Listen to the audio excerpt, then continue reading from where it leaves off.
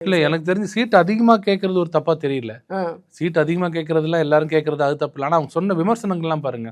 தொழிலாளிகள் கஷ்டப்படுறாங்க. அவங்களுக்கு உண்டான ஊதியம் கொடுக்கல, ம். அவங்களுக்கு ரிட்டையர்மெண்ட் பெனிஃபிட்ஸ் கொடுக்கல. இதெல்லாம் ஒரு ஆட்சியானலாம் கேட்டிருக்காரு சண்முகம். ஆமா. அதெல்லாம் என்ன பிரச்சனை தாங்க, இப்ப டிவி எல்லாமே அவங்க கையில இருக்கு. ஊடகங்கள்லாம் அவங்கள்ட்ட இருக்கிறதுனால மக்கள்கிட்ட எதுவுமே போய் சேர முடியல. பேப்பரையும் பார்த்தீங்கன்னா ஒரு சில பேப்பர் தான் நமக்கு ஆதரவா இருக்கு. மற்ற எல்லா பேப்பருமே அவங்களுக்கு ஆதரவா இருக்கு. ம். அப்ப எதையுமே சொல்ல மாட்டாங்க. ஆனா இங்க ஒரு சின்ன சலசலப்புனா கூட பிரேமலதா அவர்கள் வந்து என்னோட கூட்டணி யாருடன் கூட்டணி என்பதை 9ஆம் தேதி அறிவிப்பேன்னு சொன்னதை என்டிஏவுடன் சேர மாட்டார், சூசக தகவல் அப்படி அவங்க வெறுமே கூட்டணி யாருன்னு சொல்றதையே அப்ப என்டிஏவோட சேரல இது வரைக்கும், அப்ப என்டிஏவோட சேர அப்படி சொல்ற இந்த ஊடகம் தான் நேருக்கு நேரம் திட்டுறாங்க. செல்வ பிறந்தகை திருச்சி வேலுசாமி சொல்றதெல்லாம் கேட்டீங்கன்னா அவ்வளவு மோசமா இருக்கு. அவன் மேல ஆக்ஷன் எடுக்கல.